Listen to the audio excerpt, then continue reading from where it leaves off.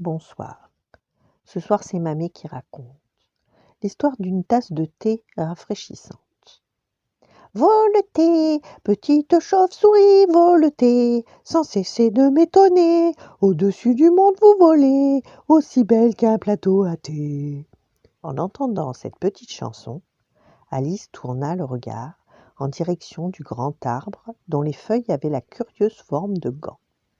Une seule personne pouvait chanter ainsi, le chapelier fou. Oh non, quel ennui, soupira Alice. En effet, elle n'avait pas la moindre envie de voir le chapelier fou et ses amis, parce qu'ils étaient tous fous. Tout de même, je prendrais bien une tasse de thé, dit-elle, cela me rafraîchirait. Mais qui, au pays des merveilles, pouvait dire où trouver une tasse de thé? Dans la clairière, le chapelier fou, le lièvre de Mars et le Loir étaient assis autour de leur grande table, comme lors de la dernière visite d'Alice. Ils buvaient du thé, ils chantaient, ils déclamaient ou faisaient tout simplement la sieste. Hum, hum. Pour manifester sa présence, Alice se racla la gorge. Elle mourait de soif. « Oh, mais c'est notre cher, notre très cher vieil ami !» s'exclama le lièvre. « Rappelez-moi votre nom, chère vieille dame !» s'exclama le chapelier. « Alice. »« Asseyez-vous donc, chère Alice. »« Merci. Je ne peux rester que quelques minutes, le temps de me servir du thé. »« Et comment voulez-vous le servir ?»« Avec grand soin, » assura Alice.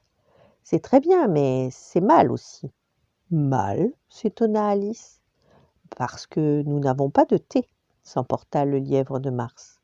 « Pas de thé ?» s'étonna Alice en regardant la table couverte de tasses vides. « Pas de thé !» gémit le Loir en se réveillant. « Pas de thé !»« Vous l'avez encore vexé !» s'écria le lièvre. « Mais je n'ai pas... » commença Alice. Puis elle se souvint qu'il fallait discuter d'une façon particulière avec un lièvre fou. Elle abandonna le lièvre de Mars à ses cris, le Loir à ses plaintes, et le chapelier fou à ses... enfin, ce qu'il voulait. Et elle se dirigea vers le poêle, où la bouilloire bouillait joyeusement. Puis elle ouvrit une boîte pleine de feuilles de thé parfumées, en jeta quelques-unes dans une théière et y versa l'eau chaude. Ensuite, elle chercha la tasse la plus propre et s'y versa une tasse de thé. Alice fut tentée d'en offrir à ses hôtes, mais après réflexion, elle décida qu'il était préférable de passer son chemin. Ils étaient vraiment trop fous. Voilà. Bonne nuit, faites de beaux rêves et à demain.